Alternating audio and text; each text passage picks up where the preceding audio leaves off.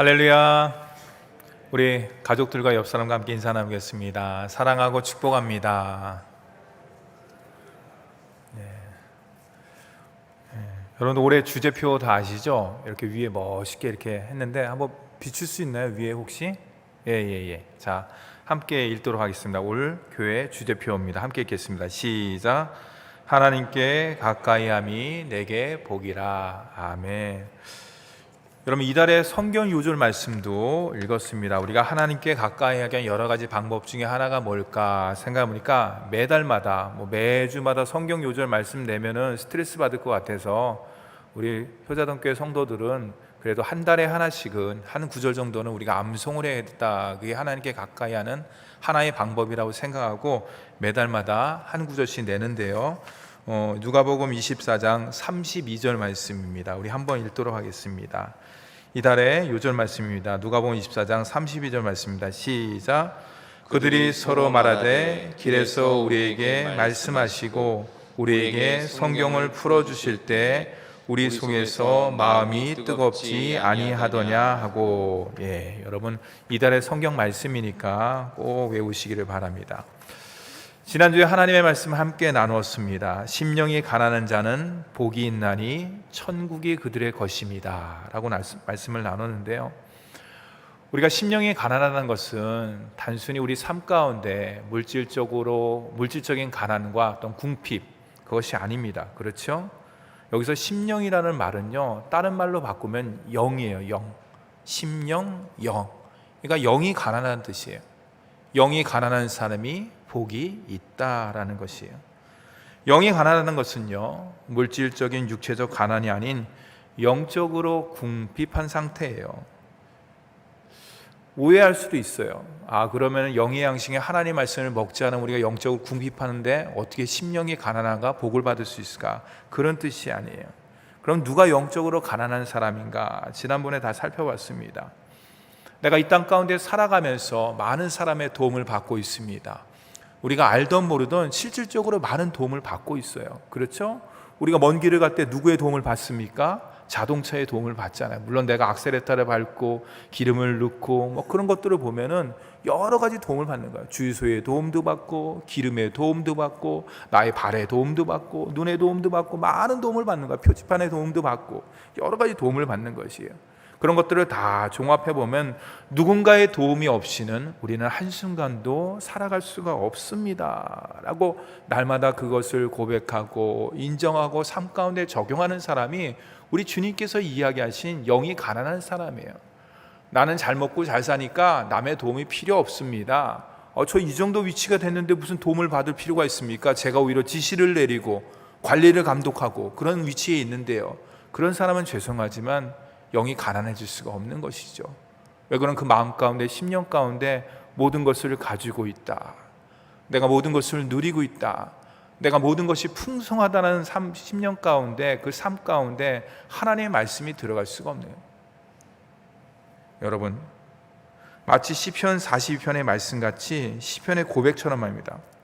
사슴이 시냇물을 찾기에 갈급함같이 그게 바로 심령이 가난하고 영이 가난한 사람의 마음이라고 할 수가 있는 거예요.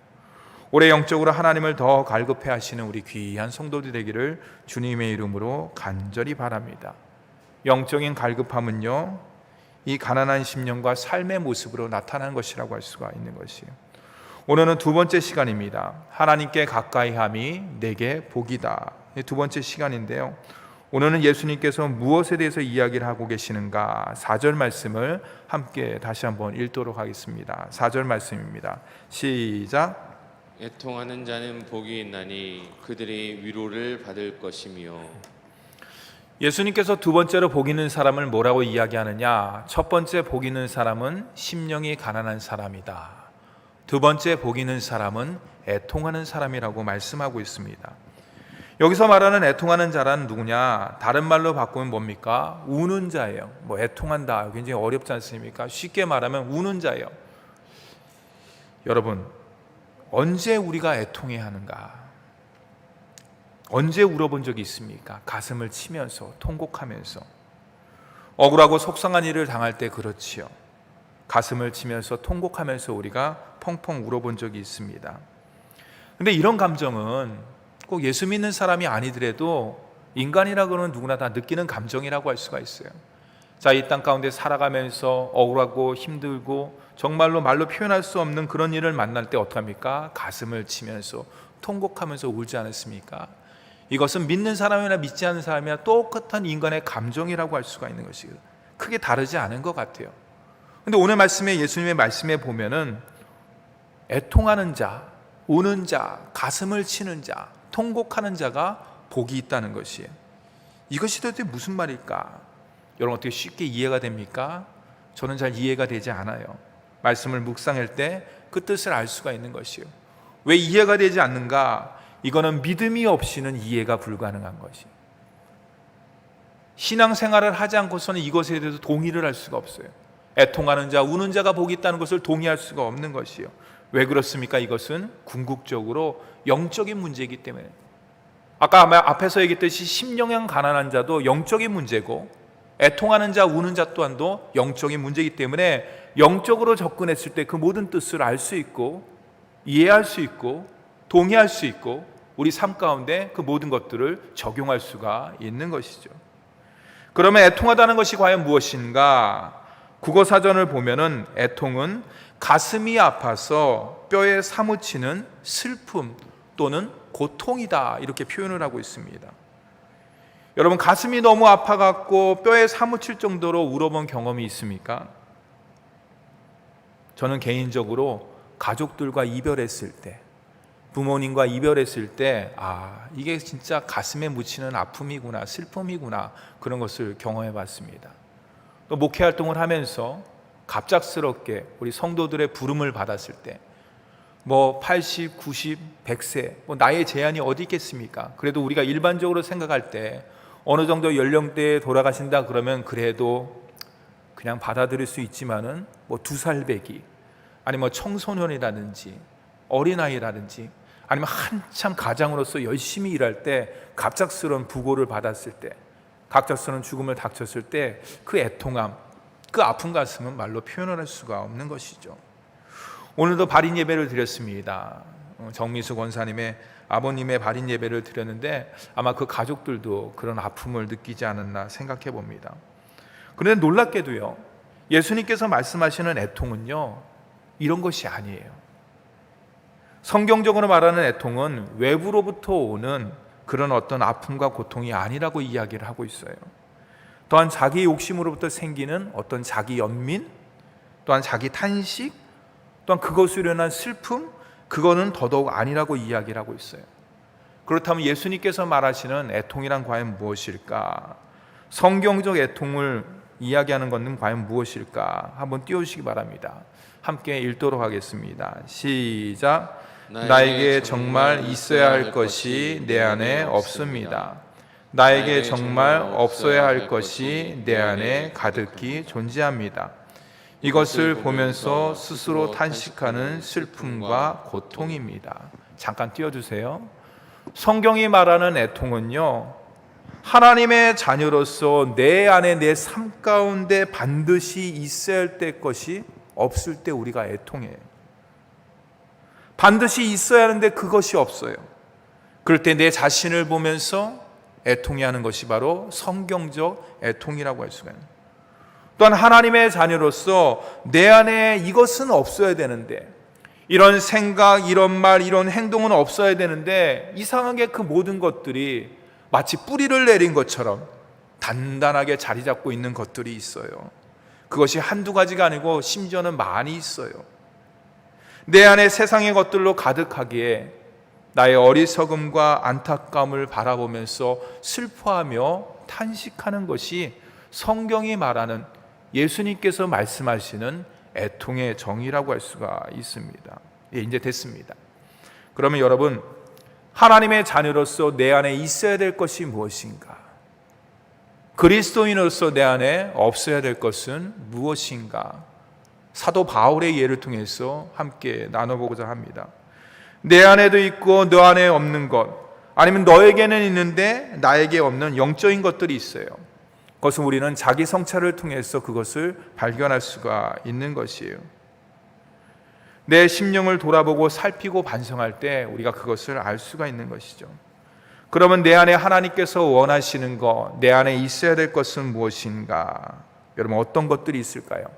영적인 성품들, 사랑, 은혜, 감사합니다, 용서합니다, 온유, 정직, 성실, 하나님께서 원하시는 하나님의 자녀의 영적인 성품들, 그 모든 것들이 내 안에 있어야 돼요.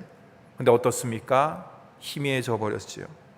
어쩔 때는 아예 보이지도 않는 경우가 있습니다.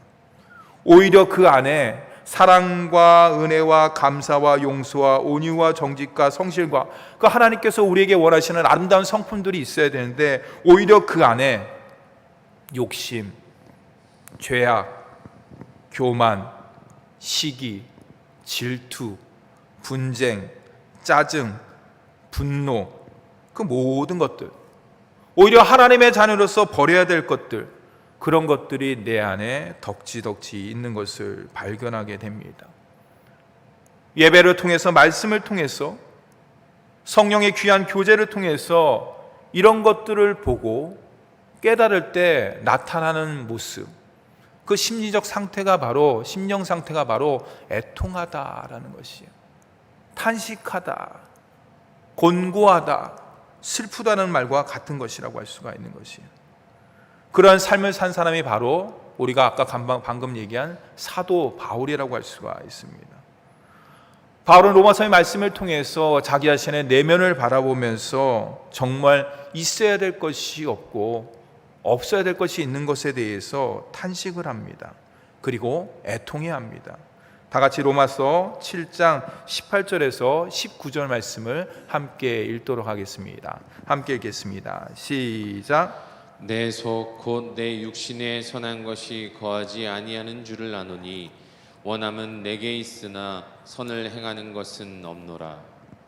내가 원하는 바 선은 행하지 아니하고 도리어 원하지 아니하는 바 악을 행하는도다. 네, 사랑하는 성도 여러분, 바울의 이 애통, 이 곤고함, 이것이 바로 이 애통의 고백이 저와 여러분의 고백이라고 할 수가 있는 것이에요. 하나님의 자녀로서 거듭난 자녀 있는데 왜 내가 이런 삶을 살까? 왜가 내 이럴까? 나는 왜 하나님의 뜻 가운데 온전한 삶을 살지 못할까? 나는 말씀의 사람, 성령의 사람, 하나님의 사람으로서 왜 내가 삶을 살면서 생각과 입술과 삶 가운데 성령의 풍성한 열매를 맺지 못하는 것일까? 이런 것들을 생각할 때 우리 마음 가운데 기쁨이 밀려옵니까? 그렇지 않죠. 오히려 가슴 아파하고 탄식하고 왜 이렇게 하지 못할까에 대한 그런 마음들을 먹는 것이죠. 그렇죠. 도저히 내 힘과 내 능력으로 감당할 수 없는 문제를 만났을 때 우리는 애통해야 합니다. 내 안에 죄악의 뿌리를 갖다 발견하면 발견할수록 그 순간 저와 여러분은 하나님의 자녀이기 때문에 탄식합니다. 영원히 죽을 수밖에 없는 내 자신을 발견했을 때 우리는 어떡합니까? 통곡합니다. 바울은 애통하는 자, 우는 자의 극치를 이렇게 표현을 하고 있습니다. 우리 다 같이 로마서 7장 24절 말씀도 함께 읽도록 하겠습니다. 시작. 오라, 나는 공고한 사람이로다. 이 사망의 몸에서 누가 나를 건져내랴. 바울은요, 성령의 사람이고 말씀의 사람이기 때문에 말씀의 거울을 통해서 자기 자신을 비추어 봅니다. 자기 자신의 철저한 한계를 느꼈어요. 연약함을 느꼈어요. 부끄러움을 느꼈습니다. 그래서 애통합니다.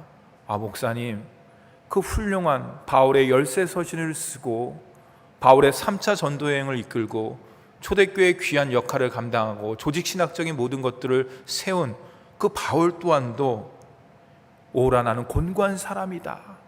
이 사막의 몸에서 누가 나를 건져내느냐.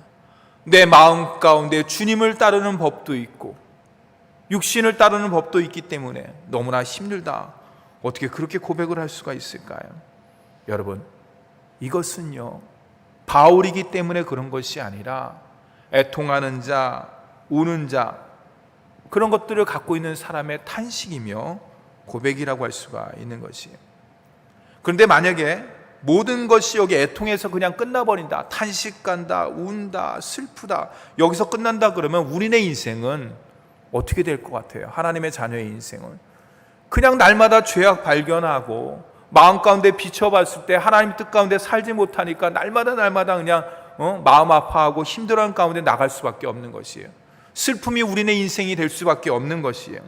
근데 여러분, 놀라운 것은요, 애통하는 자, 우는 자에게 주님께서 주시는 그 은혜가 있어요.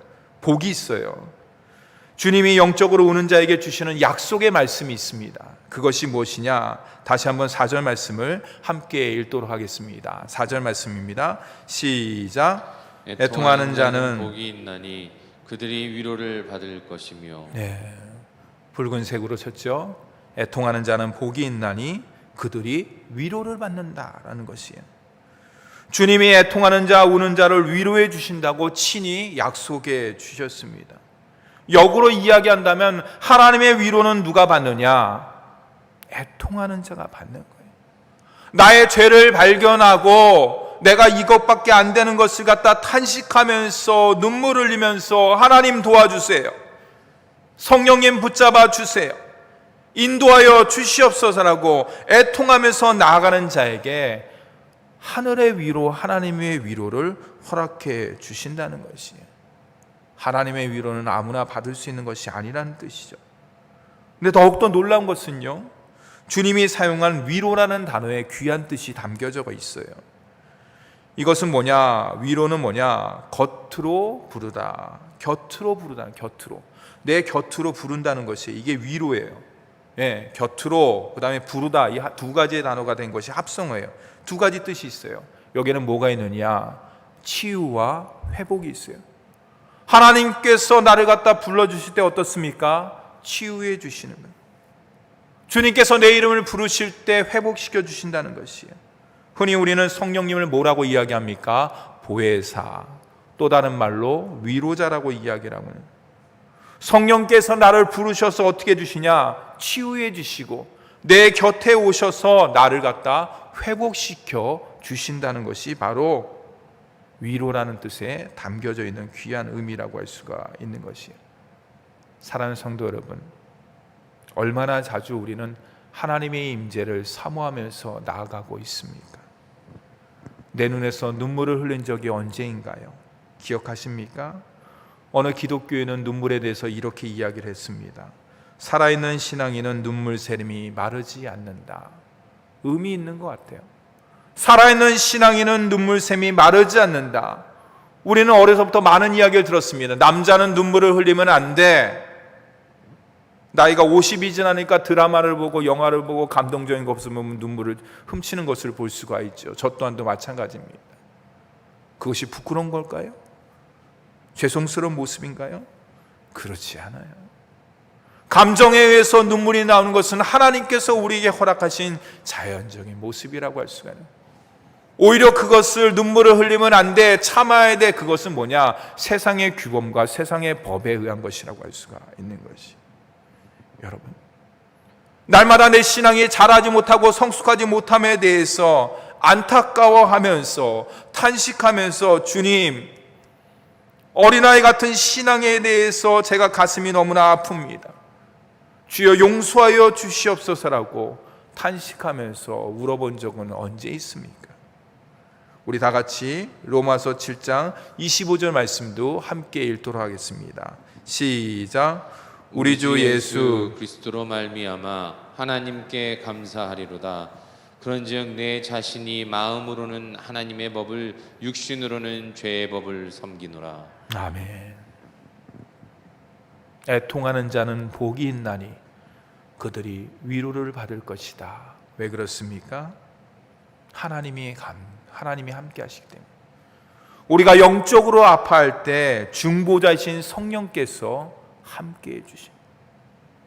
우리가 영적으로 곤고할 때, 내 마음이 곤고할 때 위로자이신 성령께서 우리를 치유해 주시고 회복시켜 주시는 것이.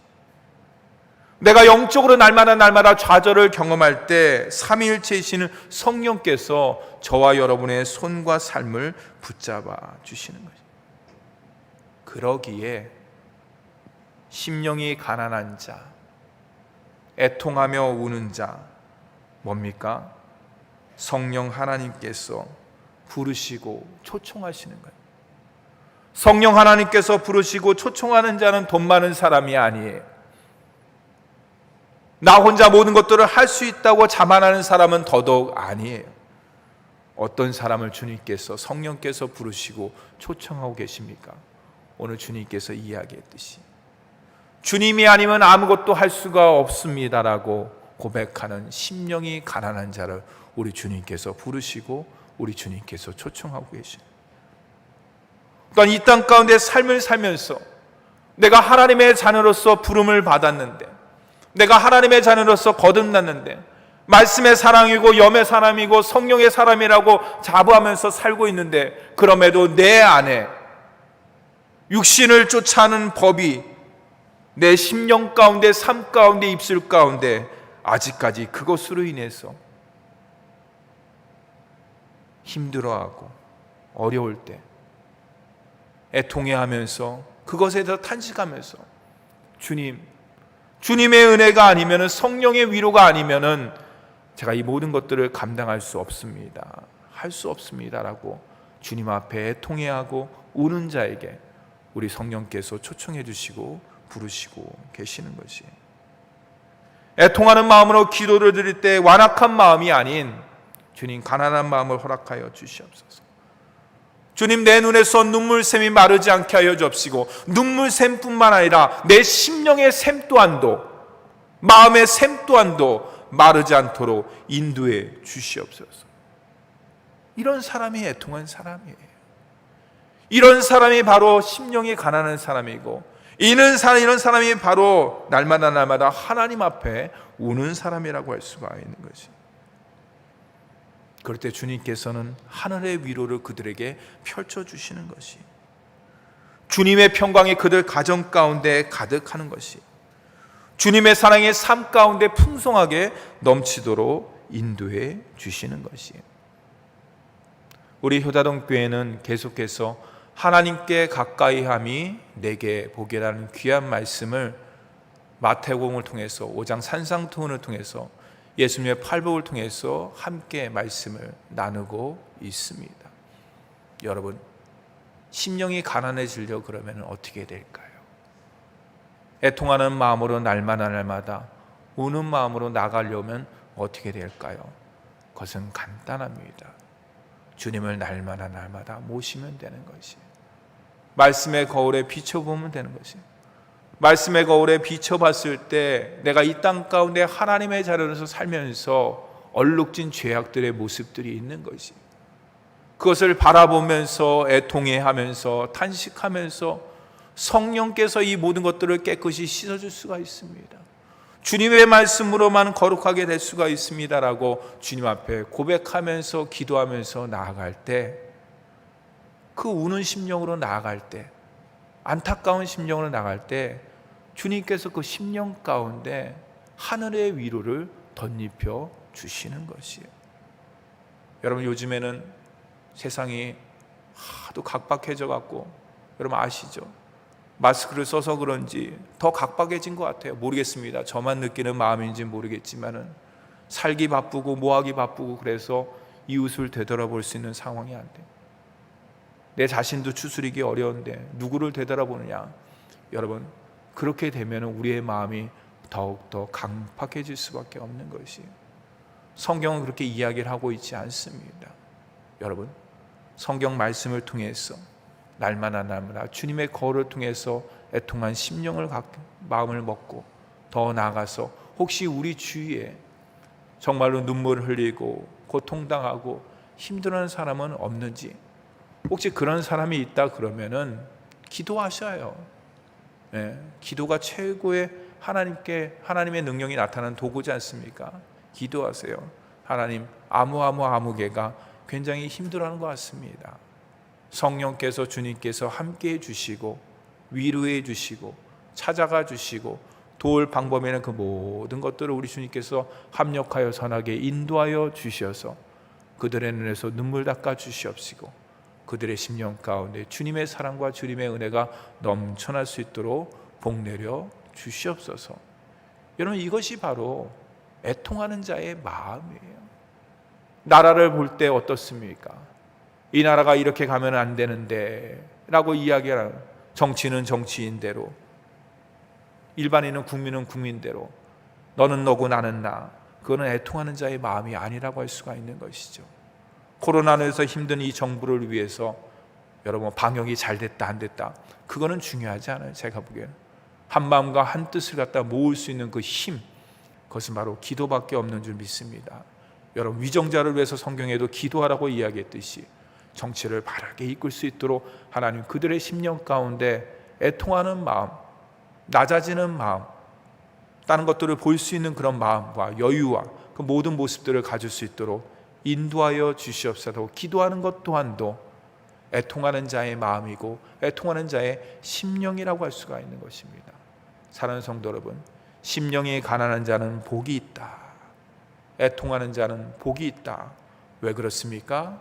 그들의 심령과 가정의 삶 가운데 하나님의 나라가 임하기 때문에 그런 거죠. 하나님의 뜻이 그 가정과 삶 가운데 이루어지기 때문에 그 모든 삶이 복된 삶이 될 수 있다는 것을 꼭 기억하고, 올해도 하나님을 가까이 함을 통해서 날마다 애통하는 마음, 하나님께 나아가는 마음을 갖고 하나님을 더욱더 가까이 하는 우리 효단원교회 귀한 성도가 되기를 주님의 이름으로 축원합니다. 기도하겠습니다.